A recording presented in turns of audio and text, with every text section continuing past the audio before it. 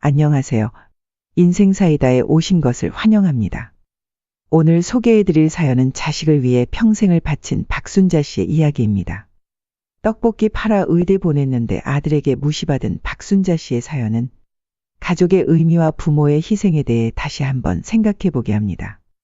박순자 할머니는 가난한 시절 힘겹게 살아가며 아들과 딸을 대학까지 보냈지만 아들에게 배신당하고 인연을 끊게 되었다고 하시는데요. 어떻게 어머니의 헌신적인 사랑이 배신으로 돌아올 수 있을까요? 그리고 이런 상황에서 우리는 어떤 선택을 해야 할까요?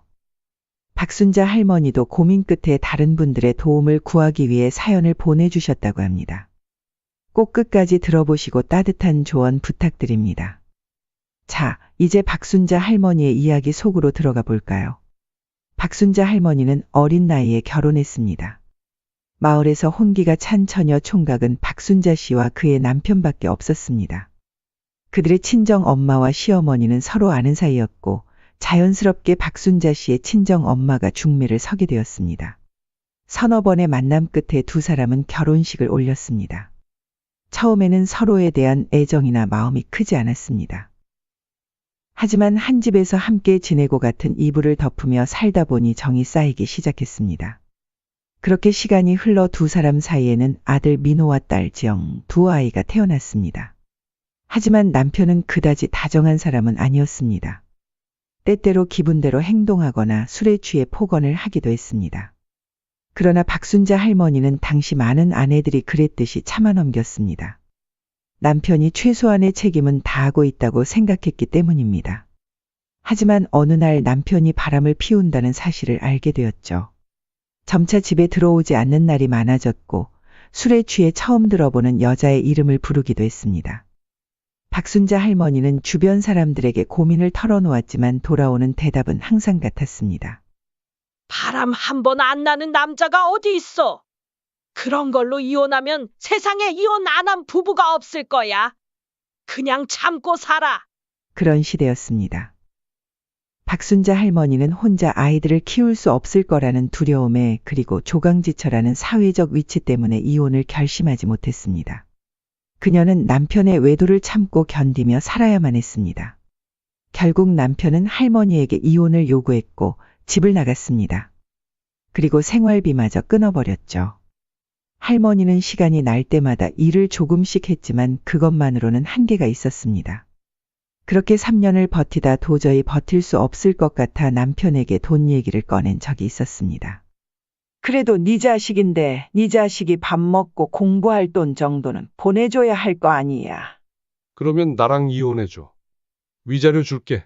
돈을 빌미로 협박 아닌 협박을 했습니다. 박순자 할머니는 그때 이혼을 선택할 수밖에 없었습니다. 당장 자식이 배를 굶게 생긴 상황에서 할 수 있는 선택은 그것밖에 없었습니다. 할머니는 남편이 준 돈으로 작은 떡볶이 가게를 하나 차렸습니다. 동네에 아주 작게 말이죠. 겨우 떡볶이 하나 만들 공간과 안에 테이블 2개 정도 들어갈 수 있는 정도의 가게였습니다. 그렇게 할머니는 얼마 전까지 작은 떡볶이 가게에서 떡볶이를 만들었습니다. 그걸로 아이들을 먹이고 입히고 공부시켰습니다. 물론 힘들기만 했던 것은 아니었습니다. 아이들이 자라는 것을 보며 행복하기도 했습니다. 할머니는 하루 종일 가게에서 떡볶이를 만들어야 했기 때문에 아이들을 하루 종일 신경 쓸 수 없었습니다. 그래서 아이들에게 늘 미안해했지만 아이들은 잘 자라주었습니다. 엄마 괜찮아요. 저희는 엄마가 있어서 행복해요. 엄마 사랑해요. 아들과 딸 모두 잘 자랐다고 믿었습니다. 딱히 엇나가지도 않았고 공부도 잘했고 좋은 대학에 갔으니까 말입니다. 민호는 할머니의 바람대로 의대에 들어갔고 지영이도 아들만큼은 아니지만 명문대를 졸업했습니다. 할머니의 별 볼 일 없는 인생의 유일한 자랑거리는 아들과 딸 두 자식이었습니다. 그렇게 어느덧 자식들은 성인이 되었고 시집 장가갈 나이가 되었습니다. 민호는 대학병원의 의사가 되었고 지영이는 일반 회사에 다녔습니다. 사실 할머니는 아이들이 그렇게 크면서 떡볶이 장사를 그만해야겠다고 생각했습니다. 하지만 식당이 그렇게 작았어도 동네에 소문이 많이 나고 맛집이라고 여기저기 소개가 몇 번 됐던 탓에 손님이 늘 많았습니다. 그래서 이제는 제법 모아둔 돈이 많았지만 그래도 찾아주시는 분들이 너무 감사해서 계속하고 있었습니다. 손님들 덕택에 자식들을 먹이고 입힐 수 있었기 때문입니다. 그러던 어느 날 민호가 넌지시 이렇게 말했습니다. 어머니, 이제는 떡볶이집 그만하셔도 되지 않아요? 저희도 다 커서 밥벌이하고 있고 엄마도 힘들고 돈도 얼마 안 되고. 나도 그러고 싶은데 그래도 단골분들 생각하면 할 수 있는 데까지는 해야 하지 않나 싶다. 그분들 덕에 이만큼 사는 건데. 민호는 어딘가 할머니의 대답이 마음에 들지 않는 듯 보였습니다. 지영이가 할머니에게 넌지시 알렸습니다. 알고 보니 민호에게 당시에 만나는 여자가 있었습니다. 그리고 결혼까지 생각하며 진지하게 만나는 중이었습니다. 그래서 그 여자에게 어머니가 떡볶이 장사를 한다고 말하기가 뭐했던 것 같았습니다. 사실 할머니는 그럴 수도 있다고 생각하면서도 서운하기는 했던 것 같습니다. 그래도 떡볶이 장사로 입히고 먹이고 공부시키고 했는데 말입니다. 할머니가 고생한 걸 알아달라는 마음은 아니었지만 그래도 감사하다는 표현을 했었으면 덜 서운했을 것 같았습니다. 꼭 알아달라고 한 건 아니었지만 그래도 너무 몰라주면 서운한 그런 감정이 들었죠. 민호가 의대 실습을 하던 어느 날이었습니다. 부유해 보이는 중년 여성 환자를 맡게 되었습니다. 그녀의 이름은 김미영이었습니다. 어머, 이렇게 젊고 잘생긴 의사 선생님이 계실 줄이야. 미영은 민호를 보자마자 관심을 보였습니다. 민호는 그저 친절한 환자라고만 생각했습니다. 네, 아직 실습 중인 학생입니다.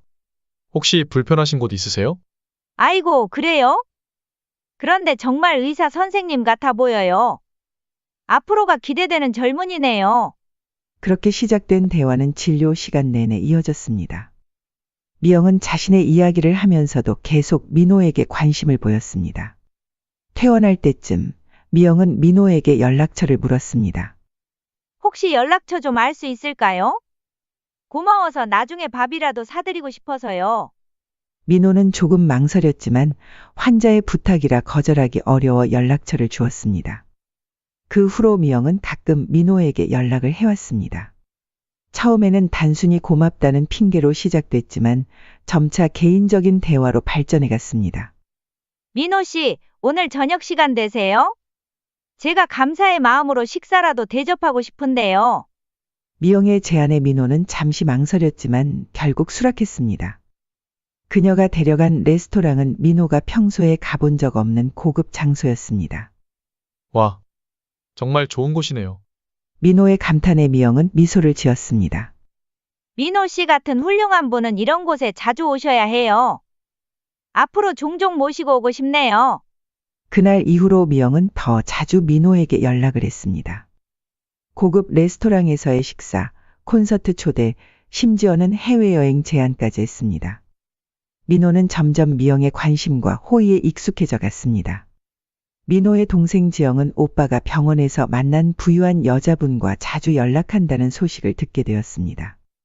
처음에는 그냥 여유 많은 사람이라 생각했습니다. 엄마, 오빠가 요즘 병원에서 만난 대단한 분이랑 친하대요. 오빠에게 고마웠는지 잘 챙겨주시나 봐요. 지영은 어머니에게 이 소식을 전하며 기뻐했습니다. 순자 할머니는 조금 걱정스러운 눈치였지만 지영은 계속해서 긍정적으로 이야기했습니다. 순자 할머니는 그래도 걱정되는 기색이었습니다. 그래도 지영아, 오빠가 공부는 잘하고 있는 거 맞지? 그런 사람 만나다가 공부에 소홀해지면 어쩌나? 지영은 할머니를 안심시켰습니다. 에이, 엄마도 참. 오빠가 얼마나 똑똑해요. 그 정도쯤이야 다 해낼 수 있을 거예요. 오히려 더 열심히 할걸요? 그렇게 지영은 오빠의 새 인연에 대해 계속 긍정적으로 생각했습니다. 지영의 말에 순자 할머니는 씁쓸한 미소를 지었습니다. 뭔가 불안한 예감이 들었지만 딸의 밝은 모습에 차마 그 말을 꺼내지 못했습니다. 민호는 미영과 만날 때마다 점점 더 화려한 세상을 경험하게 되었습니다. 고급 레스토랑, 럭셔리한 자동차, 값비싼 선물들. 이런 것들은 민호에게 새로운 세상을 보여주었습니다. 민호 씨, 이 시계 어때요? 당신에게 잘 어울릴 것 같아서. 미영이 건넨 명품 시계를 보며 민호는 가슴이 뛰었습니다. 하지만 동시에 죄책감도 느꼈습니다. 아, 이런 비싼 걸 어떻게 받죠? 저는 민호의 말을 미영이 잘랐습니다. 에이, 뭘 그래요? 당신 같은 훌륭한 의사 선생님께는 이 정도쯤이야. 이런 일들이 반복되면서 민호는 점점 더 미영의 세계에 매료되어 갔습니다. 하지만 동시에 자신의 출신에 대한 부끄러움도 커져갔습니다. 어느 날 미영과 함께 고급 식당에서 식사를 하던 중 우연히 떡볶이 냄새가 났습니다. 그 순간 민호의 얼굴이 붉어졌습니다. 민호 씨, 왜 그래요? 얼굴이 빨개졌어요. 아, 아닙니다. 그냥 떡볶이 냄새가 나서요. 어머, 그래요? 길거리 음식 냄새가 여기까지 오다니. 이 식당 주인에게 항의해야겠어요. 미영의 말에 민호는 아무 말도 할 수 없었습니다. 자신의 어머니가 평생 떡볶이를 팔며 자신을 키웠다는 사실이 갑자기 너무나 부끄럽게 느껴졌기 때문입니다. 집에 돌아와 어머니가 떡볶이 양념 냄새를 풍기며 반갑게 맞이하자 민호는 복잡한 감정에 휩싸였습니다. 아들, 오늘은 일찍 왔네. 배고프지? 떡볶이 해줄까? 아, 아니에요, 엄마. 저는 그냥 들어가 볼게요. 방으로 들어가 혼자 있으면서 민호는 괴로워했습니다. 한편으로는 자신을 위해 평생 고생하신 어머니에 대한 죄책감이 들었고, 다른 한편으로는 그런 배경이 부끄럽다는 생각이 들었습니다. 왜 이럴까? 나는 왜 이렇게 어머니가 부끄러운 거지? 이건 아닌데. 민호는 이런 생각들 사이에서 갈등했습니다. 미영이 보여주는 화려한 세상과 자신의 소박한 가정 사이에서 그는 점점 더 혼란스러워졌습니다. 엄마, 제가 의사가 되면 가게 그만두실 수 있죠? 어느 날 민호가 조심스럽게 물었습니다. 아이고, 무슨 소리야. 이 가게가 우리 가족의 뿌리인데. 그리고 단골 손님들도 있고. 어머니의 대답에 민호는 한숨을 쉬었습니다. 그의 마음속에서는 여전히 부끄러움과 죄책감이 격렬하게 싸우고 있었습니다. 시간이 흐르면서 민호는 점점 집에 늦게 들어오거나 아예 들어오지 않는 날이 많아졌습니다. 순자 할머니는 아들의 변화를 느끼고 불안해하기 시작했습니다. 민호야, 요즘 왜 이렇게 늦게 들어오니? 병원 일이 바빠? 네. 뭐 그렇죠. 병원 일도 있고 공부할 것도 많고. 민호는 대충 얼버무리며 대답했습니다. 하지만 순자 할머니는 아들의 눈빛에서 뭔가 다른 것을 느꼈습니다. 그 부자 환자분이랑 자주 만나는 모양이구나. 에이, 무슨. 그냥 가끔 식사 한 끼 하는 정도예요. 민호의 대답에 순자 할머니는 한숨을 쉬었습니다. 아들이 거짓말을 하고 있다는 걸 알았지만 더 이상 추궁하지 않았습니다. 며칠 후 민호는 집에 들어오자마자 방으로 직행했습니다. 순자 할머니가 부엌에서 떡볶이 냄새를 풍기며 불렀습니다. 민호야, 저녁 먹어야지. 내가 좋아하는 떡볶이 만들었어. 됐어요, 엄마. 전 이미 먹고 왔어요. 민호의 차가운 대답에 순자 할머니의 마음이 아팠습니다. 예전에는 자신이 만든 떡볶이를 그렇게 좋아하던 아들이었는데 지영이도 오빠의 변화를 느꼈습니다. 엄마, 오빠가 요즘 좀 이상해요. 전화도 잘 안 받고. 그러게 말이다.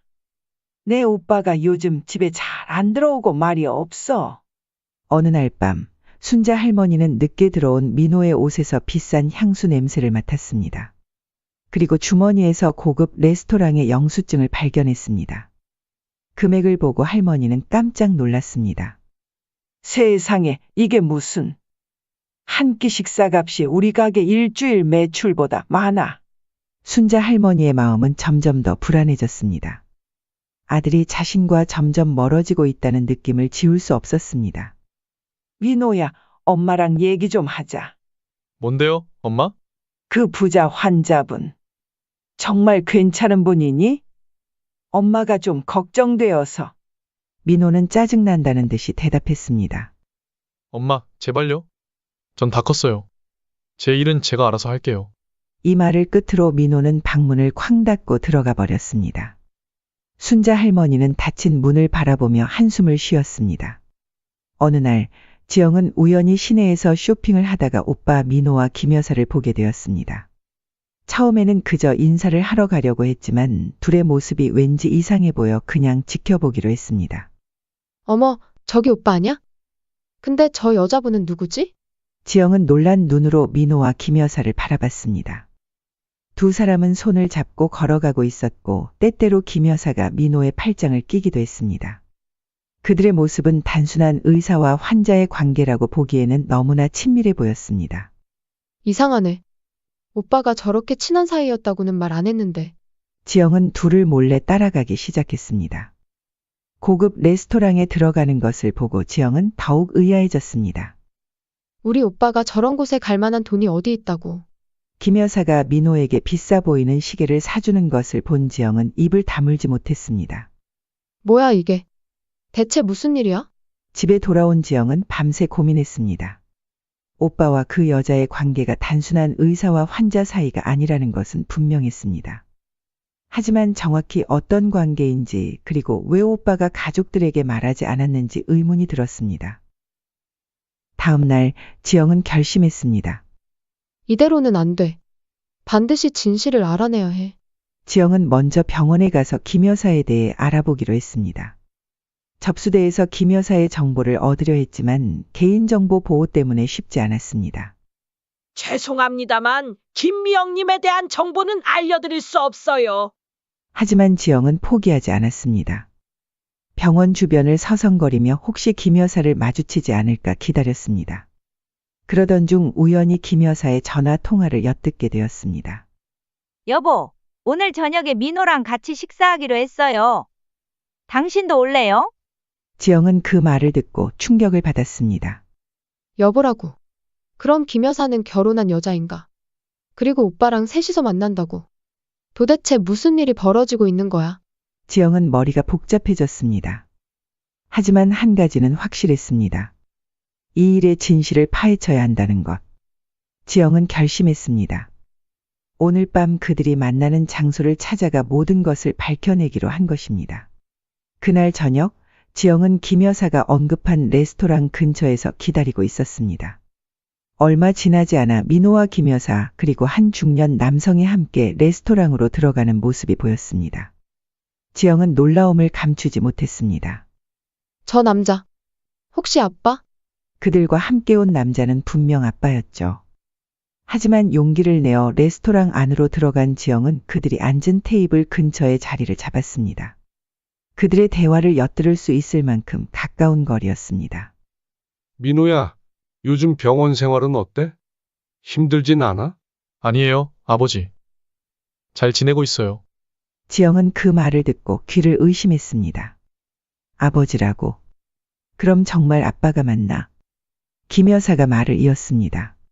그래, 우리 아들 열심히 하는 모습을 보니 엄마가 너무 뿌듯해. 감사합니다, 어머님. 민호가 미소 지으며 대답했습니다. 지영은 그 자리에서 얼어붙었습니다. 방금 민호가 김 여사를 어머님이라고 불렀습니다. 그제서야 모든 상황이 명확해졌습니다. 김 여사는 단순한 부자 환자가 아니었습니다. 그녀는 민호의 아버지와 재혼한 새어머니였던 것입니다.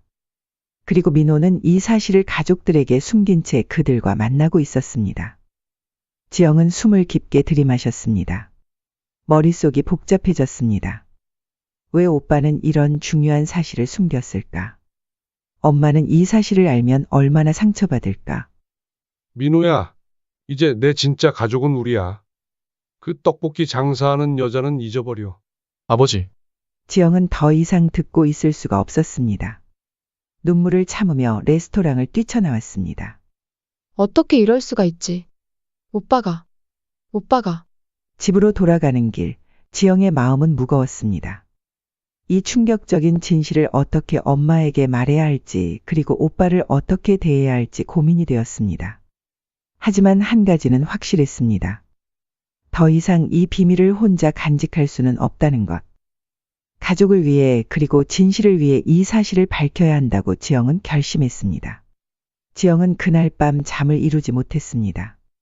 오빠의 배신, 아버지의 냉정한 말 그리고 새어머니의 존재.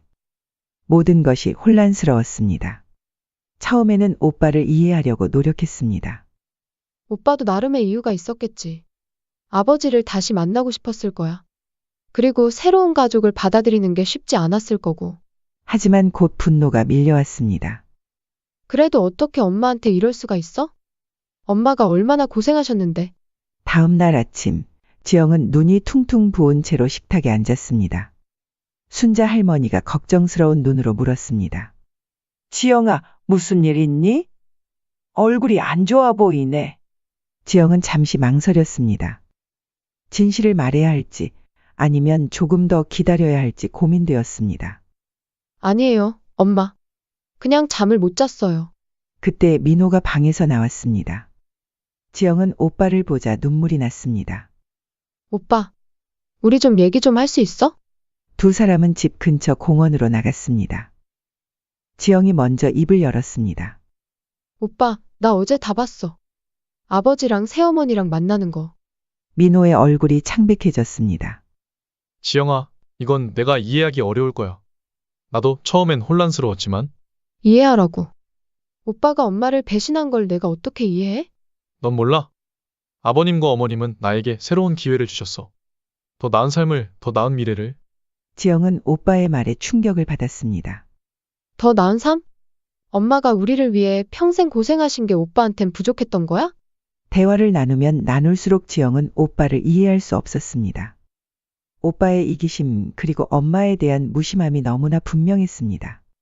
집으로 돌아오는 길, 지영은 결심했습니다. 미안해, 오빠. 하지만 난 엄마 편이야. 엄마한테 이 사실을 말씀드리고 엄마를 지킬 거야. 민호는 지영의 팔을 잡았습니다. 제발 그러지 마. 지영아, 우리 가족이 편하게 살 수 있는 기회야. 너도 함께 가자. 우리 가족은 엄마, 오빠, 그리고 나야.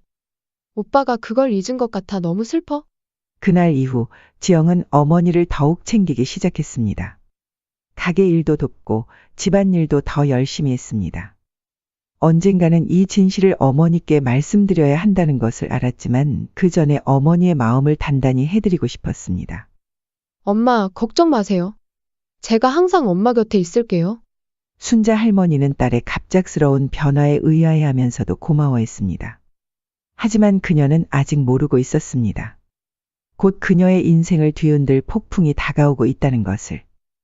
며칠이 지나고 지영은 더 이상 이 비밀을 혼자 간직할 수 없다고 느꼈습니다. 어느 저녁, 지영은 용기를 내어 어머니께 진실을 털어놓기로 결심했습니다. 엄마, 제가 드릴 말씀이 있어요. 순자 할머니는 딸의 심각한 표정을 보고 걱정스러운 눈빛으로 물었습니다.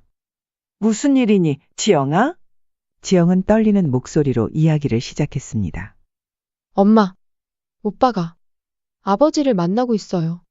그리고 아버지의 새 부인도. 순자 할머니의 얼굴이 창백해졌습니다. 그 순간 민호가 집에 들어왔습니다. 오빠, 이제 더 이상 숨길 수 없어요. 엄마한테 사실대로 말해요. 민호는 당황한 표정으로 그 자리에 얼어붙었습니다. 순자 할머니가 떨리는 목소리로 물었습니다. 민호야, 이게 무슨 소리니? 죄송합니다, 어머니. 사실 아버지와 연락하고 있었어요. 그리고 새어머니도 만나고. 어떻게 이럴 수가 있니? 오빠, 엄마가 우리를 위해 얼마나 고생하셨는데 어떻게 이럴 수 있어? 떡볶이 장사하시면서 우리 뒷바라지 하신 게 부끄러웠어. 그게 아니라 난 그저 더 나은 삶을 원했을 뿐이에요. 아버지와 새어머니는 나에게 그런 기회를 주셨고. 내가 뭐가 그렇게 부족했니? 너희를 위해 이렇게 고생했는데. 지영은 어머니를 껴안으며 말했습니다. 엄마는 잘못한 게 없어요. 오빠가 잘못한 거예요. 미안해요, 어머니. 하지만 이해해 주셨으면 해요. 이건 우리 모두에게 좋은 기회일 수 있어요. 그 말에 지영이 더욱 화를 냈습니다. 무슨 기회요? 가족을 배신하고 얻은 기회가 무슨 의미가 있어요? 순자 할머니는 한동안 아무 말도 하지 못했습니다. 그저 눈물만 흘렸습니다. 그리고 마침내 떨리는 목소리로 말했습니다. 민호야, 넌 이제 내 아들이 아니야. 나가. 제발 나가. 민호는 충격받은 표정으로 어머니를 바라보았습니다. 하지만 순자 할머니의 눈에서는 결연한 의지가 느껴졌습니다. 지영은 어머니를 더 꼭 껴안으며 오빠를 노려보았습니다. 오빠 들었잖아. 나가요. 민호는 마지막으로 한번 어머니와 동생을 바라보고는 묵묵히 집을 나갔습니다. 문이 닫히는 소리와 함께 순자 할머니의 흐느낌이 집안에 울려 퍼졌습니다. 몇 주가 지났습니다. 순자 할머니는 그동안 말없이 지내며 깊은 상처를 달래고 있었습니다. 어느 날 순자 할머니는 지영을 불렀습니다. 지영아, 엄마가 너한테 말해줄 게 있어. 사실 엄마가 너희 몰래 모아둔 돈이 있어. 그 작은 떡볶이 가게가 생각보다 잘 됐었어. 손님들이 많이 찾아주셨지. 그래서 조금씩 모아둔 게 있었는데. 엄마, 설마? 그래, 아파트를 2채 샀어. 너희 둘 결혼할 때 하나씩 주려고 했었지. 지영은 놀라움을 감추지 못했습니다. 엄마. 어떻게? 그 작은 가게로. 매일 새벽부터 밤늦게까지 일했잖니. 그리고 단골 손님들이 많이 도와주셨어. 너희한테 좋은 것 해주고 싶어서. 지영의 눈에 눈물이 고였습니다. 근데 이제는 어떡하죠? 엄마? 민호 녀석한테는 줄 생각 없어. 그 녀석은 이미 자기가 선택한 길이 있으니까 그럼 오빠 것은요? 팔 거야. 그리고 그 돈으로 우리 새의 삶을 시작하는 거지. 지영아, 우리 이사 갈까? 여기를 떠나서 새로운 곳에서 시작하는 거야. 지영은 어머니를 꼭 안았습니다. 네, 엄마. 저는 엄마랑 어디든 갈게요. 그러던 어느 날 충격적인 소식이 전해졌습니다. 알고 보니 민호의 새어머니는 사기꾼이었던 것입니다. 물론 이 사실을 몰랐던 민호는 새어머니가 건실한 사업가인 줄로만 알았고 주변에 투자 제안을 하고 다녔던 거죠. 그러다 새어머니가 사기로 구속되었고 투자를 유치하던 민호도 공범으로 몰려 병원에서 쫓겨나게 되었습니다. 지영이 할머니를 바라보며 말했습니다. 엄마, 혹시 오빠? 그 녀석이 그렇게까지 할 줄은 몰랐다. 며칠 후 민호에게서 전화가 왔습니다. 그의 목소리는 피곤하고 절망적으로 들렸습니다. 어머니, 저예요. 민호예요. 제가 큰 실수를 저질렀어요. 병원에서 해고됐고 모든 걸 잃었어요. 지금은 원룸에 겨우 살고 있어요. 어머니, 한 번만 봐주실 수 있을까요? 할머니는 잠시 침묵했습니다. 그녀의 마음속에서는 분노와 연민이 교차했습니다. 알았다. 와라. 지영이 놀라서 물었습니다. 엄마, 정말 오빠 만나실 거예요? 내 오빠가 어떤 꼴을 당했는지 이 눈으로 직접 봐야겠구나. 그렇게 민호를 다시 만나게 될 날이 다가오고 있었습니다. 할머니의 마음속에는 여전히 배신감과 분노가 있었지만 한편으로는 아들에 대한 걱정도 조금씩 자라나고 있었습니다. 약속한 날 민호가 할머니의 집을 찾아왔습니다. 한때 의사였던 그의 모습은 찾아볼 수 없었습니다. 초라한 차림새와 수척한 얼굴로 현관에 서 있는 민호를 보며 할머니는 가슴이 아팠습니다. 들어오너라. 민호는 조심스럽게 집 안으로 들어섰습니다. 지영은 차가운 눈빛으로 오빠를 바라보고 있었습니다. 거실에 들어서자마자 민호는 갑자기 무릎을 꿇었습니다. 어머니, 제가 잘못했습니다. 정말 큰 잘못을 저질렀어요. 민호의 목소리가 떨렸습니다. 눈에서는 눈물이 흘러내리기 시작했습니다. 저는 어리석었어요. 돈과 명예의 눈이 멀어 가장 소중한 것을 잃어버렸습니다. 어머니의 사랑과 희생을 무시하고 제 양심도 팔아버렸어요. 할머니는 말없이 아들을 바라보았습니다. 지영은 여전히 차가운 표정이었지만 오빠의 모습에 조금은 마음이 흔들리는 듯했습니다. 민호는 계속해서 말했습니다. 어머니가 떡볶이 장사하시면서 저를 키우신 게 부끄러웠다고 말씀드렸던 것. 정말 죄송합니다. 제가 얼마나 어리석었는지 이제야 깨달았어요. 어머니의 그 손이 얼마나 값진 것인지 이제야 알았습니다. 민호는 고개를 땅에 대며 절을 했습니다. 어머니, 제발 저를 용서해 주세요. 다시 한 번 기회를 주세요. 제 잘못을 만회하고 싶습니다. 어떤 일이라도 하겠습니다. 그저 어머니 곁에 있게만 해주세요. 할머니의 눈에도 눈물이 고이기 시작했습니다. 하지만 쉽게 마음을 열지 않았습니다. 네가 저지른 일이 얼마나 큰 죄인 줄 알기나 하니. 알고 있습니다. 제 욕심 때문에 많은 사람들이 피해를 봤어요. 이제 제 힘으로 그분들에게 보상을 해 나가려고 합니다. 시간이 오래 걸리더라도. 할머니는 한숨을 쉬었습니다. 마음속에서는 여전히 분노와 실망 그리고 아들에 대한 애정이 뒤섞여 있었습니다. 일어나라. 오늘은 그만 가거라. 내가 좀 더 생각해 볼 테니. 네, 어머니. 정말 감사합니다. 제발, 저를 용서해 주세요. 민호가 떠난 후 할머니는 깊은 생각에 잠겼습니다. 과연 아들을 용서하고 다시 받아들여야 할지 아니면 단호하게 선을 그어야 할지 고민이 되기 시작했습니다. 민호가 떠난 후 박순자 할머니는 마음이 복잡해졌습니다. 밤새 잠을 이루지 못하고 이리저리 뒤척였습니다. 어휴. 어떻게 해야 하나.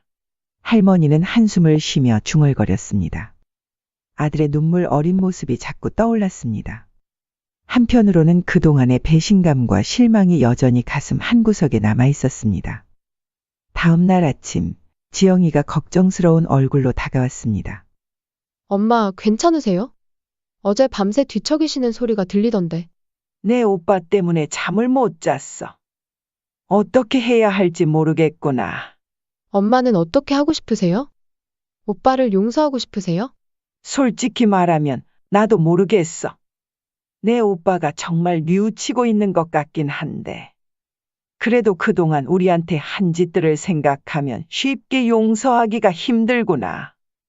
여기까지가 박순자 할머니의 사연입니다. 박순자 할머니는 말로는 아들에게 절대 재산을 주지 않는다고 했지만 마음이 약한 본인을 믿을 수 없었습니다. 그래서 다른 사람의 도움을 받고자 사연을 신청했습니다. 할머니의 사연을 듣고 댓글을 남겨주시기 바랍니다. 만약 여러분이 이런 상황에 놓여 있다면 어떤 선택을 했을까요? 또 할머니가 아들에게 재산을 주지 않으려면 어떻게 해야 할까요? 아들이 진심으로 뉘우친다면 그때는 재산을 넘겨줘도 괜찮을까요? 박순자 할머니가 여러분의 댓글을 기다립니다. 여러분의 의견이 박순자 할머니에게 큰 도움이 될 것입니다. 앞으로도 이런 사연들을 계속 전해드리도록 하겠습니다. 구독과 좋아요 부탁드립니다. 여러분의 응원이 큰 힘이 됩니다. 다음 영상에서 또 만나 뵙겠습니다. 감사합니다.